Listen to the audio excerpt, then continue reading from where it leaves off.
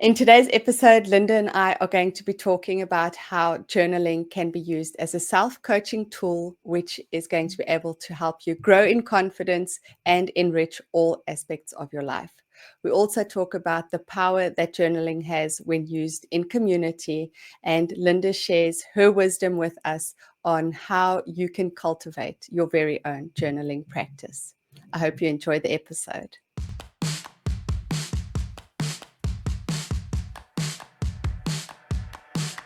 Gotta get messy and show the world you growing as an artist. And you're free to be yourself. You got a dream, you need to start it. Stick together. Get messy says you're formally invited to a community where you can find people that spark the feel of excitement. Too many art supplies, not enough time. No, it's tougher, so you must find a way to feel some connection. We got a lot of people with the same kind, a great mind. We here for you, a platform so we can hear your views. Time's yours, forget chores. I know you bored of them same rules.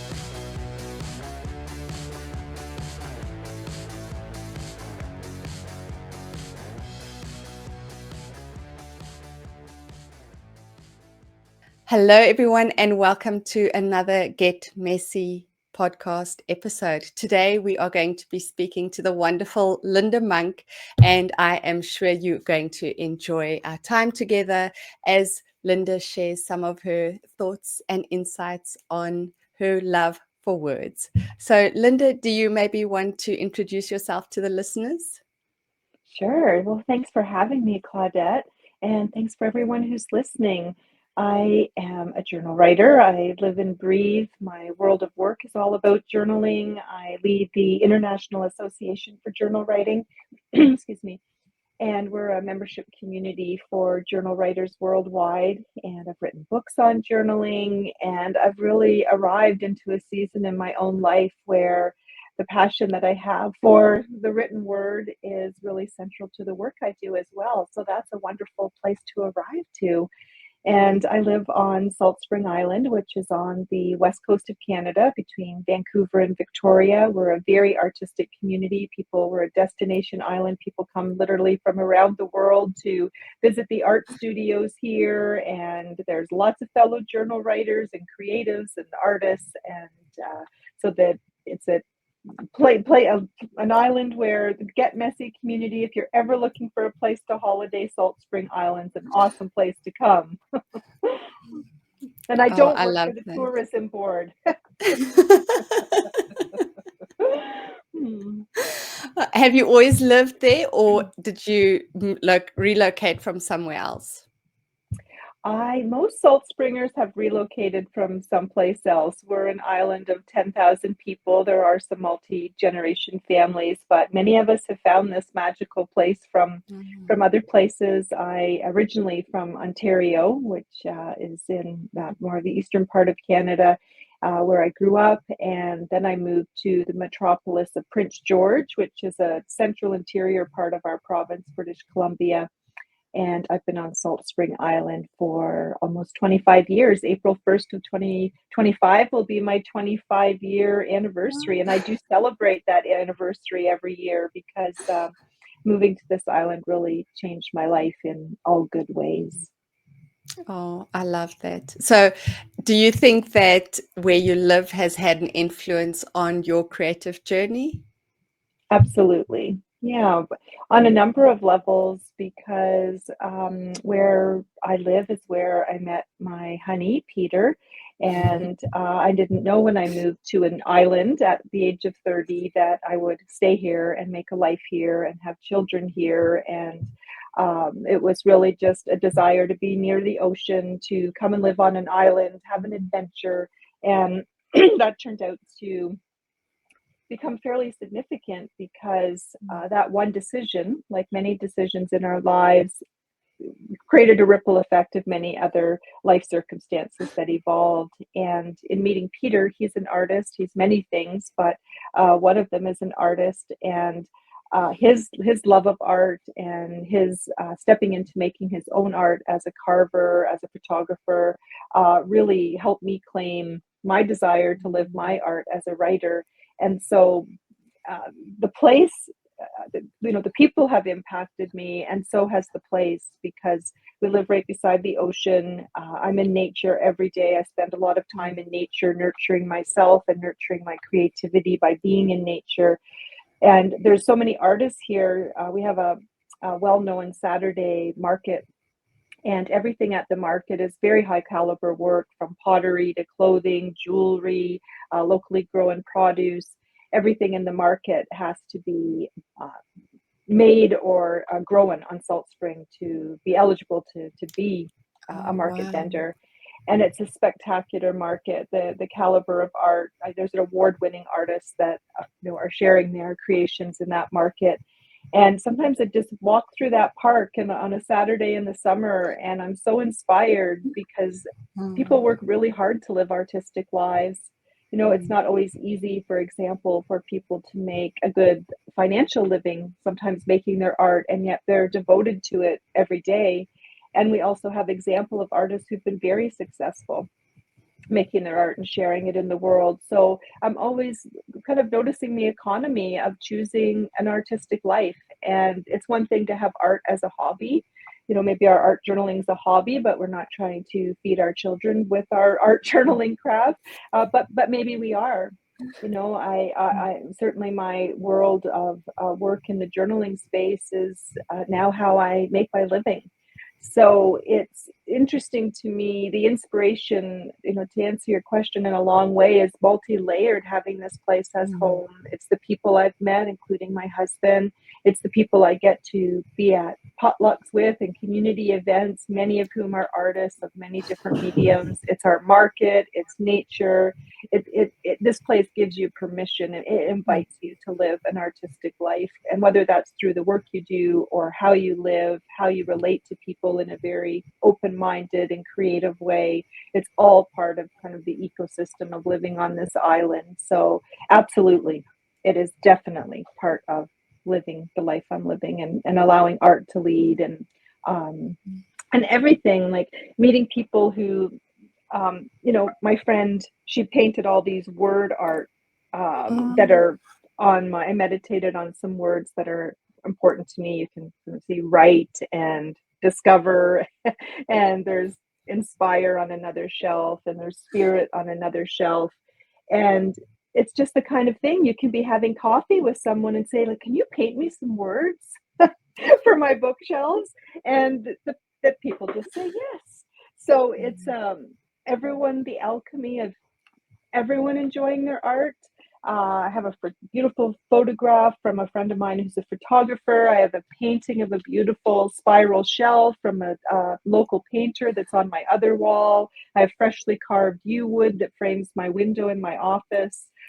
This door is a found object, and becomes, its own art. So it's really everywhere. And I think it's has really taught me that art, even though we're doing it for ourselves and making it ourselves, we're actually making it in the world. We're making it alongside other people and with other people, for other people and for mm, ourselves. And being in a place like this, seeing people give it their all. People really do what it takes to live their artistic lives. And sometimes they, downsize their house to live in a trailer so they can mm, keep making art. Sometimes they go to Mexico in the winter to get inspiration and come back home. And they just, there's so much devotion to living artfully here that it helps us all to have the courage to do that. And it does take courage to say yes to our artistic lives, give ourselves mm. permission to make art and live artfully. And I love that. Oh, that is so magical. It sounds like you live in a magical place. I think everybody's going to have to put it on their list of places to visit. Mm. But I kind of think, there's magic in all the places we live if we look Mm, for it. We mm, can go to a local art gallery, we can sit in a local cafe, we can go to local markets, we can, go to seasonal craft shows, and we can take in plays and ballets, and we can, I think there's art in all communities, because art is part mm, of being a citizen in this world. So sometimes we might stop noticing the artfulness of our place and the ever-present artfulness of nature. You know, every creation in nature is its own work of art. Every seed, every tree, every flower, every tide that moves in and out, all of it. And sometimes it's about remembering and turning our attention to the art inspiration that actually is around us at all times, if we just pause and look and remember that we are, that the world itself, creation itself, is an artistic act. Being here in the first place, being born, is a great act of creation. And sometimes we talk about trying to find inspiration as artists, and I often think that's just a breath away, just a pause away, just a remembering away. That inspiration is in us and around us, and can be found in any moment. Do you think that your journaling practice has helped you to be able to pause and notice the magic a little easier? Mm-hmm. Definitely. It is a purposeful pause to say, right now, I'm going to open my journal and write. And while I'm doing that, I'm not doing this or that, or I'm not doing the laundry or the dishes or responding to a client or writing a course. I'm being in the present moment and writing. And that pause is its own restorative practice. Even if I'm writing about something that might be challenging or difficult or emotional, that pause itself is still something that offers renewal and perspective, and that reflective time gives so much. It helps us, I think, when we take time to reflect on the page, it helps us live more reflectively. It helps us live with more gratitude. It helps us live with more humility and understanding that things are always changing moment to moment, including ourselves, including how we feel. You could journal for 10 minutes, and how you might feel when you started writing and how you might feel at the end from the writing itself. The process of doing it can be completely different.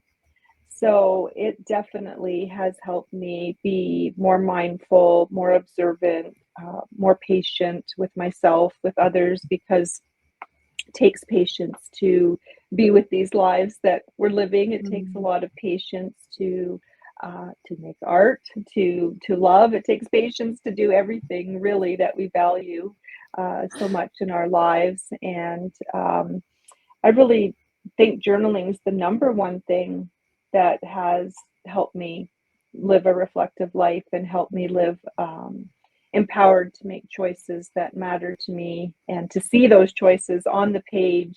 It's how I ended up on this island, kind of full circling to that story of living here. I just kept noticing, writing in my journal, my desire to live near the ocean. And where I lived previously, it had some lakes, and it had, it was lovely, but it was nowhere near the ocean. It was like an 8-hour drive to get to the ocean's edge. And I just kept noticing in my journaling this desire to live near the ocean. I'd gone to oceans when I was to the other ocean, the Atlantic Ocean, when I was a child. My mom was from Prince Edward Island on the east coast of Canada, and we spent time there in the summers. So I always had such good memories of being on a beach and being near the ocean. And I really had a big memory of like the tides. I always thought that was so fascinating, like how the whole ocean could move and the whole ocean could come back in. I was just mesmerized by it. And I still am. I still really appreciate that. And so in my journal, I kept seeing this desire to live near the ocean. And I thought, well, maybe I should try to move.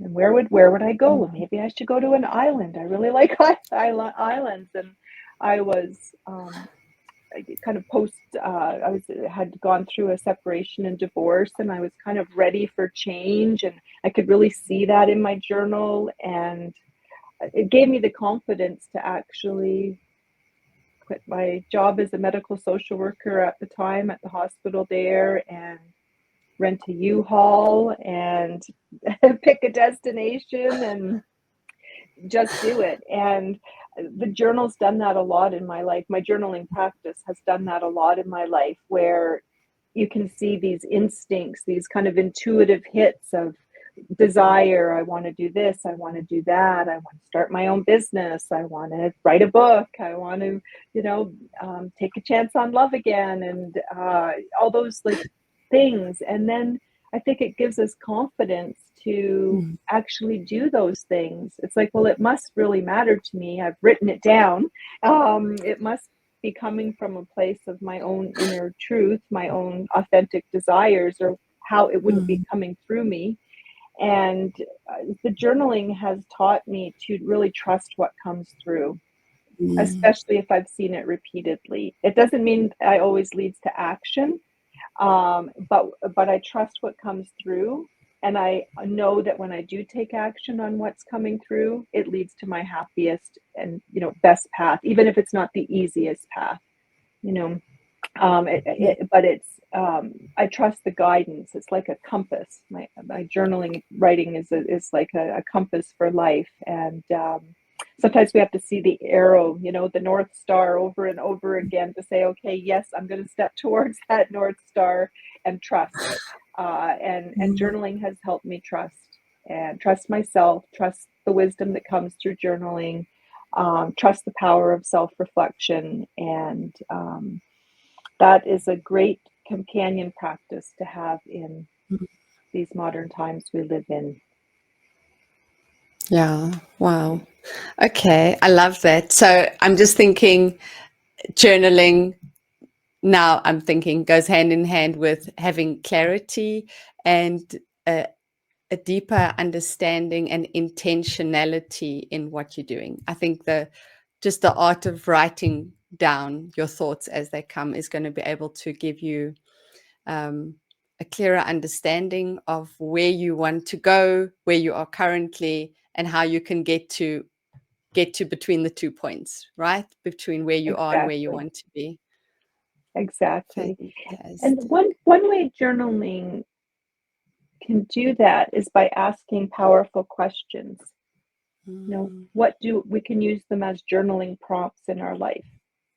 So if we're trying to figure out, well, what do I write about? How can I get all these great benefits from journaling? One way is to let questions lead the way.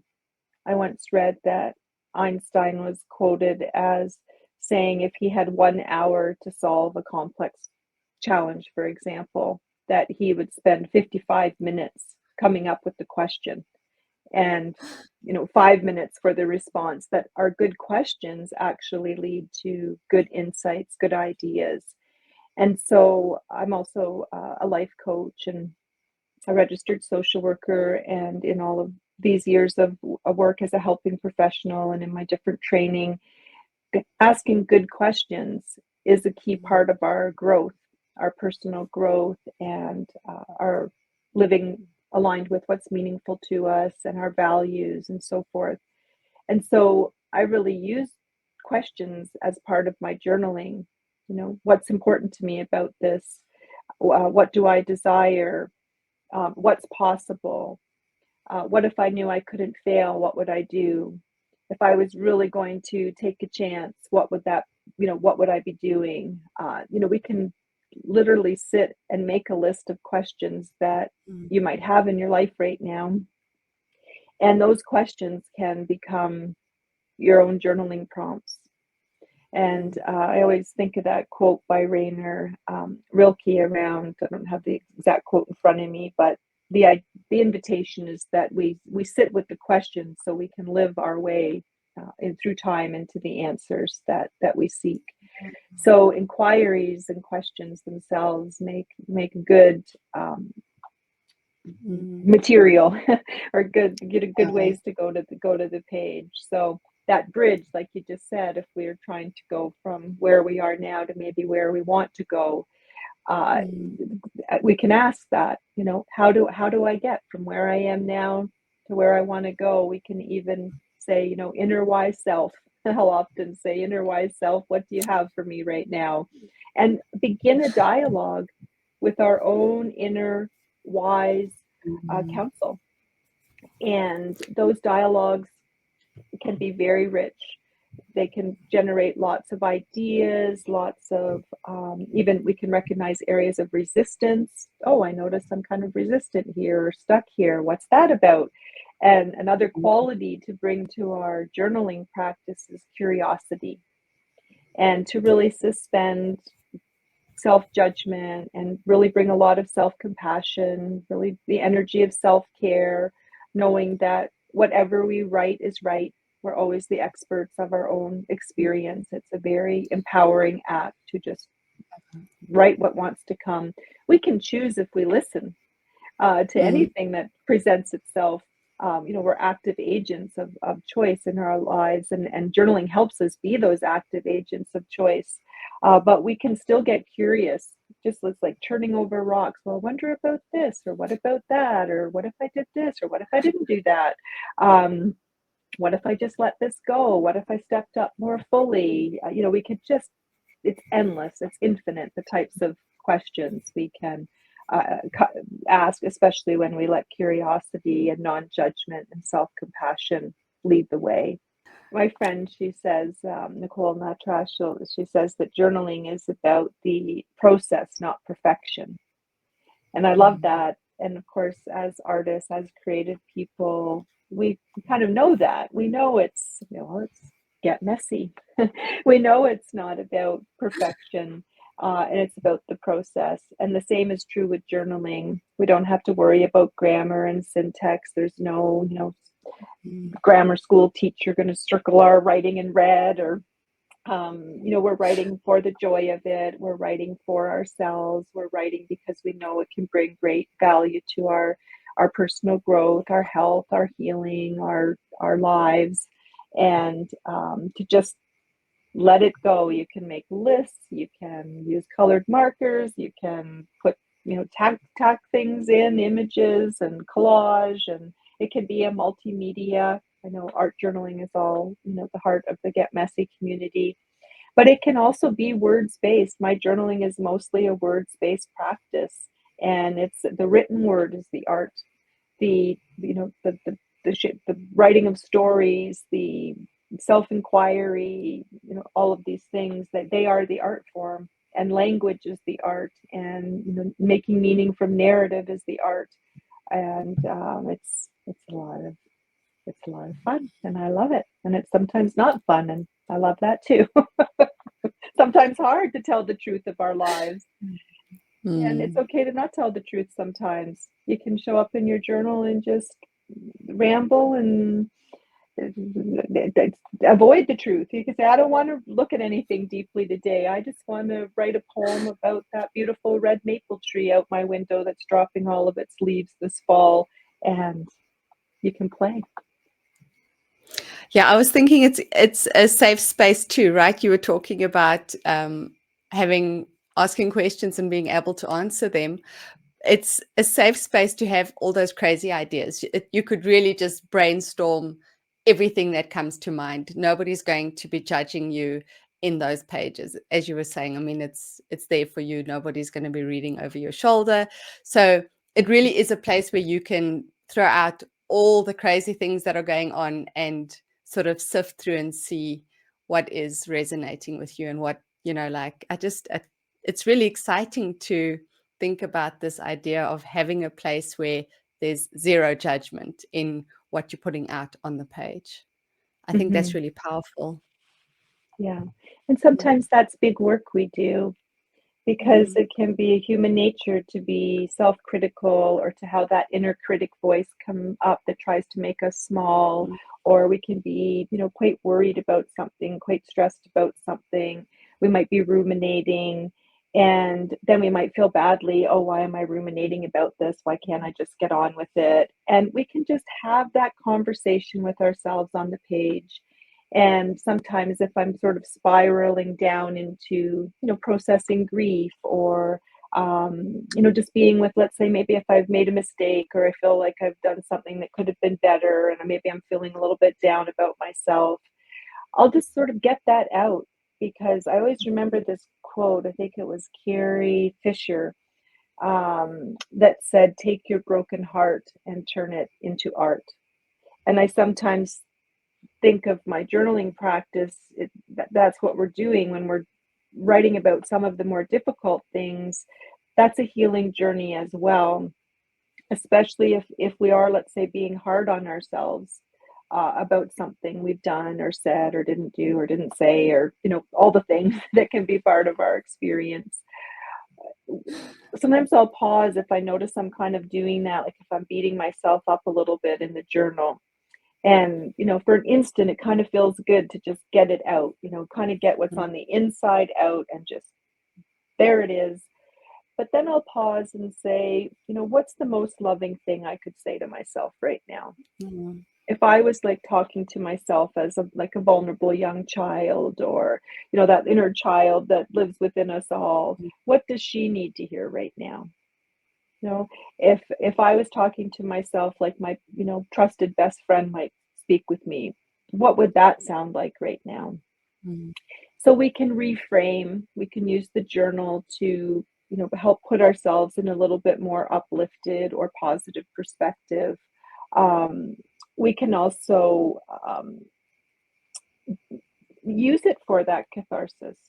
And people use journaling for lots of reasons, but some of the common reasons people use journaling is to document their lives, to capture their experiences, and sometimes it's even legacy projects they would like to share, after they're gone, or share with a grandchild or something like that. I don't have that desire to share.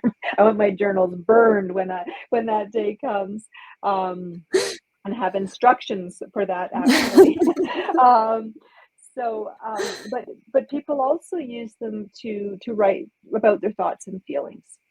And we can also use our journals to transform our thoughts and feelings, by pointing our journals in the direction we want to go. So, for example, if we want to experience more joy in our lives, my husband and I were just talking about joy and the joy factor and wanting to cultivate a bit more of it as we navigate just some stressful bits that are in our midst. And so this morning I was writing about what brings me joy. And just writing about that, that's an example of how we can transform our emotions, is we can point our writing in the direction that we want to go. And, what brings me joy, just by writing about that, can help me feel more joyful. And of course, then there's a whole list of things I could go and do to actually engage that joy. So it's really a life toolkit. It's like a self-coaching practice that we have with the simple tools of a piece of paper and a pen, which is incredible. And there's lots of opportunities to practice self-kindness in our journals.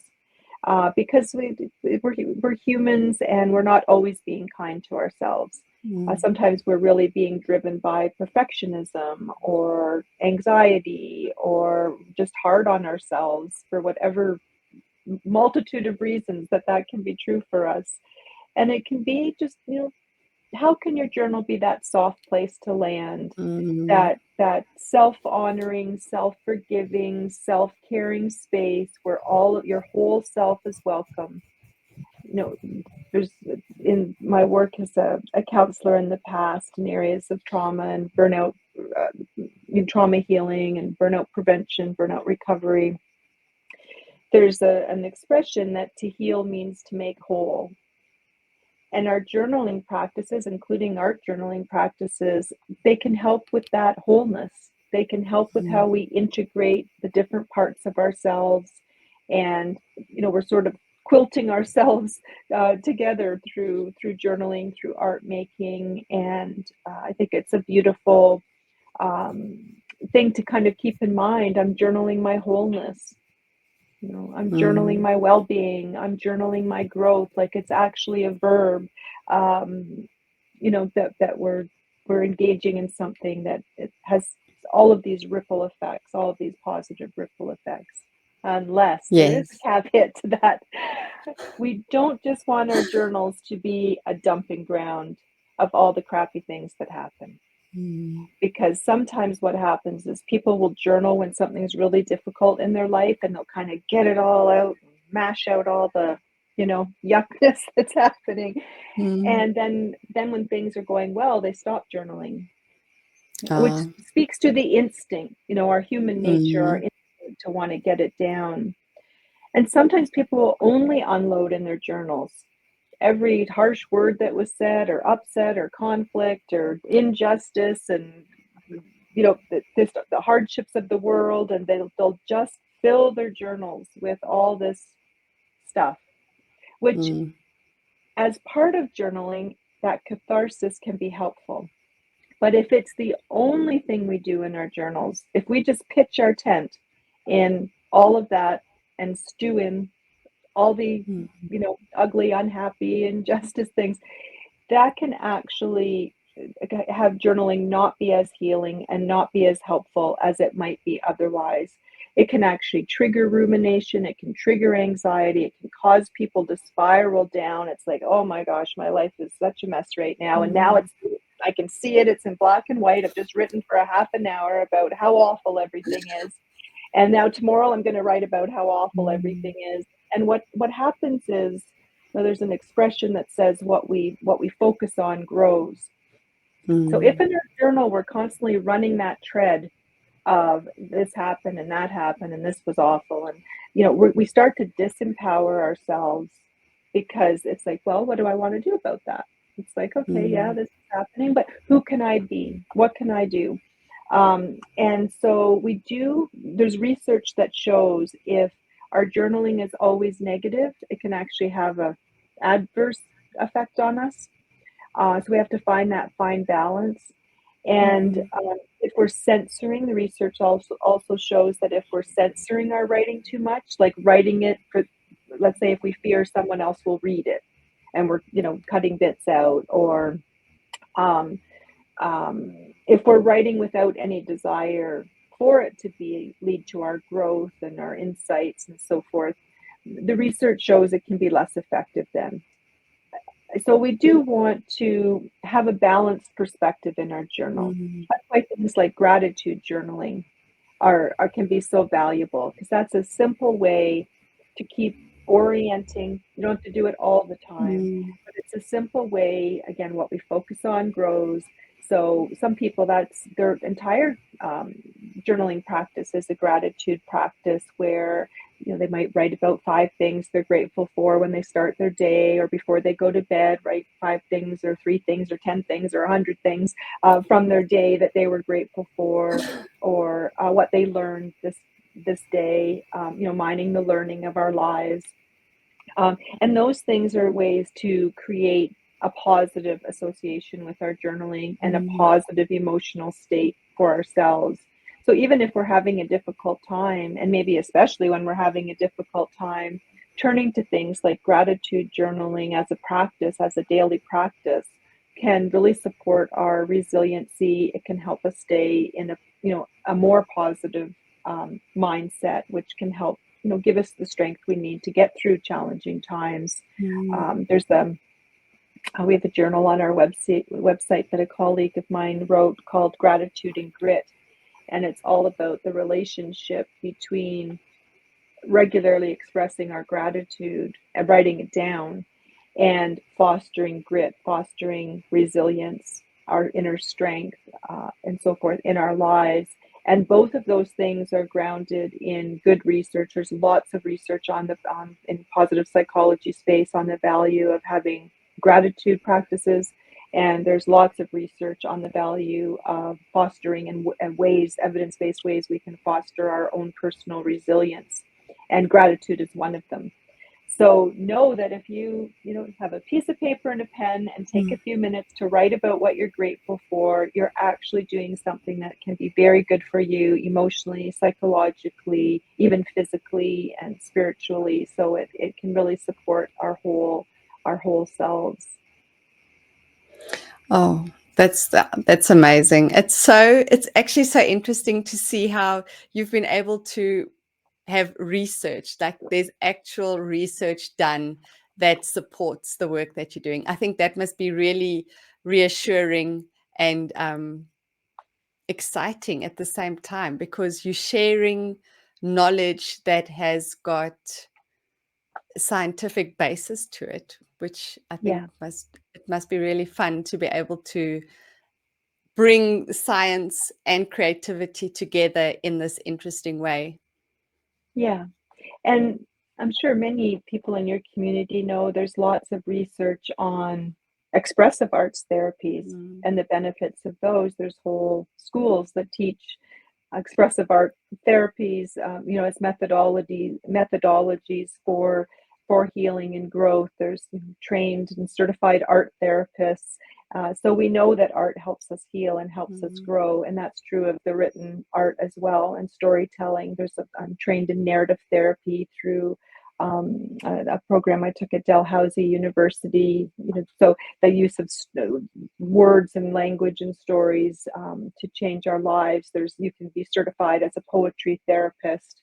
There's associations, that focus on the healing power of writing and story and art. So the research actually is important because it's mm, how different programs can get funded. So, for example, having Writing to Heal programs in hospitals and schools mm, and organizations, Writing for Wellness programs, I teach them in organizations. Places need to know that what you're teaching is evidence based, that it's actually mm, has some proof that it works. And so the research also is important. We also want to make sure we're doing best practices. I do a lot of teaching of journaling with other people and Writing to Heal programs and journaling for personal growth and so forth. And so, I need to know, especially in my professional work as a registered social worker and a life coach, I need to know that I'm sharing tools and practices that mm, are effective, that are grounded in research, that do have some um, best practices that go along with them to be doing good work in the world. So the research is my late colleague John Evans.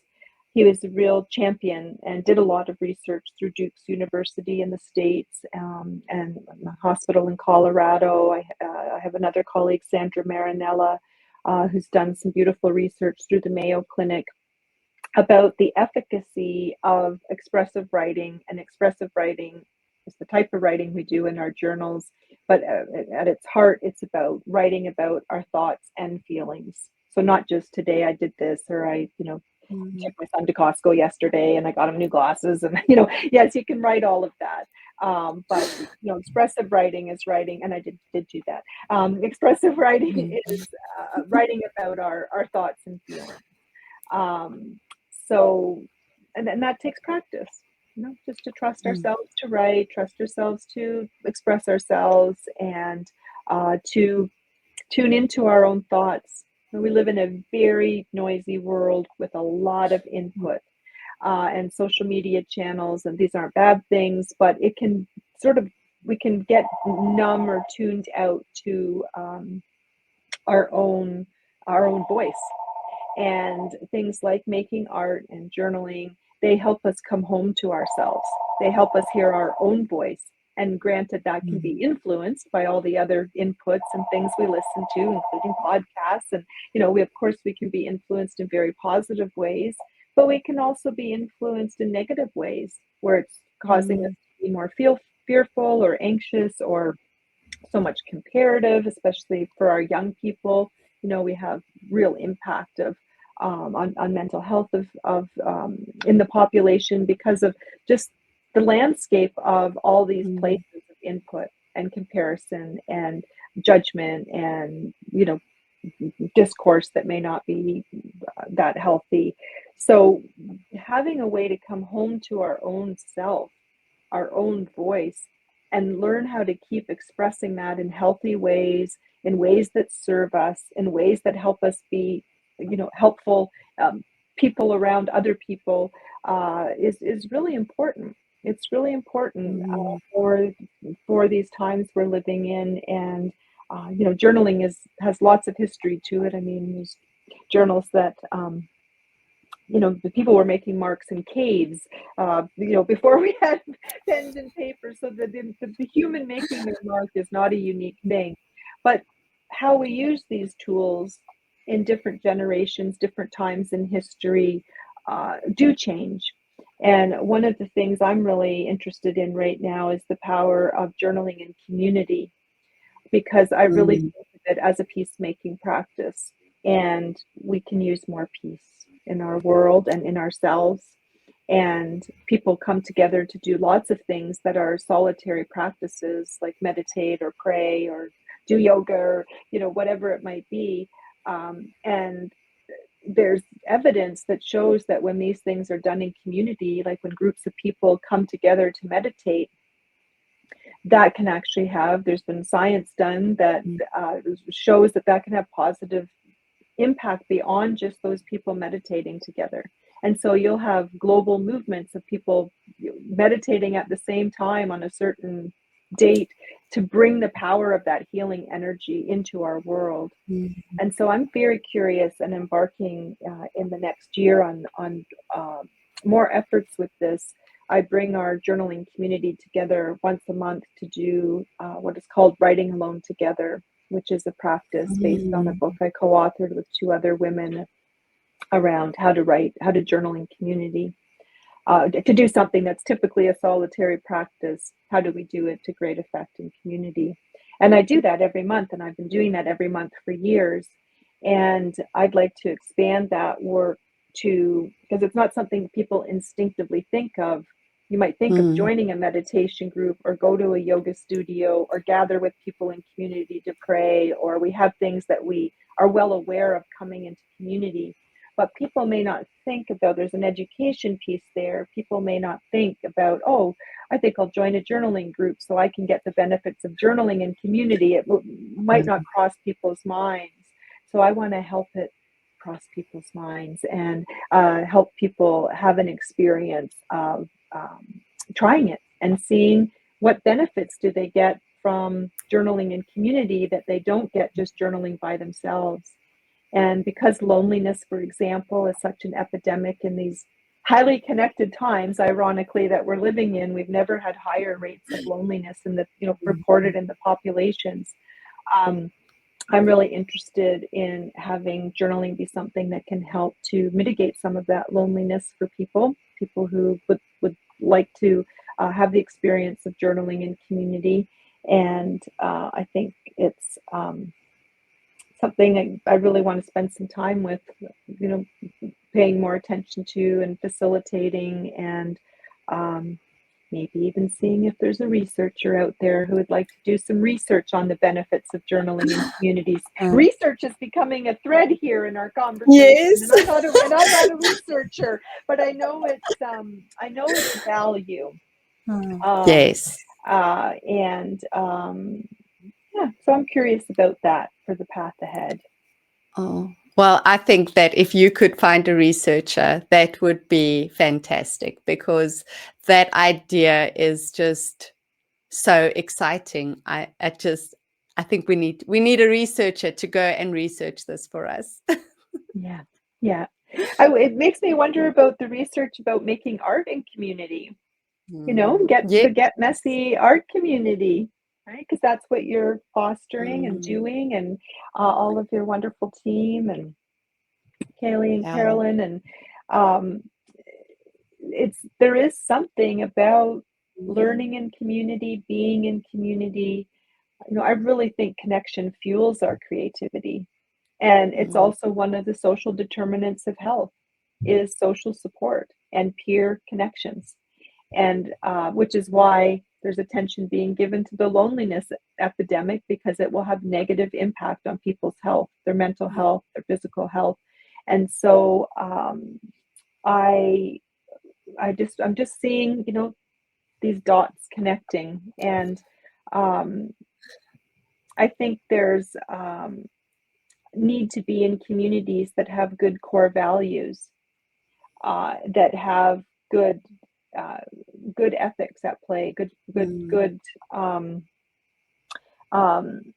something sort of good and true and pure and well-intentioned to be places to be part of, because people, we all need our tether. We need our tether to the good parts of ourselves and the lives that we're living, and we need a tether to each other in good, safe, respectful, creative communities, because I think they are really good medicine for our times. So I'm really interested in the doorway in can be anything. In this case, it's journaling or art journaling. But then how do you build community around that practice in a way that supports individuals? And how does the sum of its parts actually become greater? The synergy of that, where the power of that becomes greater than the sum of its parts. So that's what I'm interested in making a little effort with here on the path ahead. Well, I think that you are doing great things, wonderful things in the world by sharing your passion for journaling. And I think it's really a powerful practice to have in your life.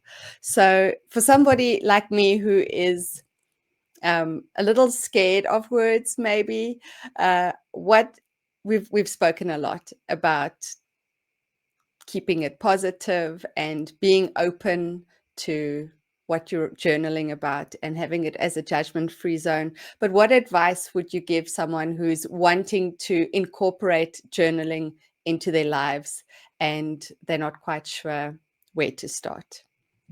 Yeah, it can be helpful to try to make it a habit. Just that thing that you ritualize that becomes part of your day, or as many days as you can. And you can start simply, even like take 5 minutes. And maybe it's partnering it with something you already do. Like I journal when I have my morning coffee. I don't have to think about when am I going to journal today. I journal lots of other times, but a given is when I wake up, have my coffee, rub my dog's belly with my left hand, journal with my right hand. And um, so just figure out when you'd like to do it and commit to yourself, and just let it be short, let it be easy. And things like simple prompts, like just taking a breath, just grounding and centering. Here I am now to do my journaling, bringing that intention and a mindful awareness. And start with just right now I notice, right now I feel. You can use that prompt every single time you journal, just to kind of get you started, and then just see what comes. Just let the prompt open up and you'll start writing, and ideas will flow and thoughts will flow and feelings will flow. So that present moment awareness can be great. And simple prompts like that are often enough just to get us going. Yeah. And timed writings are really valuable because they're contained, they're doable. So much can happen in 5 minutes. I do timed writings in all of my different workshops, and I'll start people at 2 minutes, 3 minutes, 4 minutes, 5, up to longer periods of time. And I'll always stop at that 5-minute one and say, I just want you to take a read over what you wrote. And I'll give them another minute. The last thing I'd like to say about this is just give that prompt and see, kind of like pulling a thread, what else might be there. And then it's done. And I'll say to people, just notice what they wrote in 5 minutes. And people are always shocked how much comes in 5 minutes. I mean, sometimes it's just that unburdening. Sometimes people have had, I've been thinking about this for months, and now I see it more clearly. Like, it's amazing the things that can happen in short journaling times. So, and timed writings are in a good way because there's a natural containment to it and structure to it, and it's doable. And so I just think of it as the take 5, take 5, take 10, do it as often as you can and see what comes, and have fun with it. Let it be, it's like, oh gosh, I got to journal for 5 minutes. It's like, wow, I get to take 5 minutes for myself. I get to take 10 minutes for myself and just sit here and observe my own thoughts, check in with my own emotional state, jot it down, and carry on. And I think it's probably like the most valuable 5 minutes you're going to spend in your day, right? Because I think once you've got it out on the page, you've got some clarity, and I think it's going to give you confidence in the choices that you're making, in the intentions you're setting for the day. I, I'm excited. I think I'm going to start. I'm going to try just Good. 5 minutes. All you need is 5 minutes. That's Yeah, totally absolutely. doable. Yeah, yeah. Yeah. And One. it can be like that, maybe it's 5 minutes of writing what you're grateful about or what Mm, you're curious about. Or you can write, I love doing what's known as scripting or writing the future as if it's already so. It's an affirmative mm, writing technique. There's all kinds of different journaling techniques you can use, but I love this one. It's called affirmative writing. And you write the future as if it's already happened. So I love doing this, for example, on my birthday or New Year's Day. I'll write December 3rd, like on New Year's Day this year or coming up, or who knows what mm, time people are listening to this, but let's say it's New Year's Day. You could say it's now December 31st, um, 2025, and I'm so excited about everything that's happened this past year. And I'm writing it as if it's already been lived. So I can mm, write it in its ideal state. But you can do that for a day. I will script days, like I'll start in my journal and, I'll write, this was a great day. I really enjoyed my conversation with Claudette, and I had a great walk out in the forest with my dear dog. But I'm writing that in the morning, but I'm mm, writing it as if the day's already happened, kind of scripting that day. And it's a way to set intention. We can mhm. also just set intentions. Today my highest hope is to feel X, to experience Y, to do this or not do that. And we can really use the power of intention in our journals. And in that way, it's really a strong life companion. We're co-creating our lives, with this practice helping us. Yeah. Thank you, Lynda. It's been so inspiring chatting to you about journaling. And I hope that everybody that's listening is itching to grab a journal and do some journaling too. Yeah. Great. It's a wonderful gift to give ourselves, Mm. and gifts are good things. Thank you for Thank having me, you. Claudette.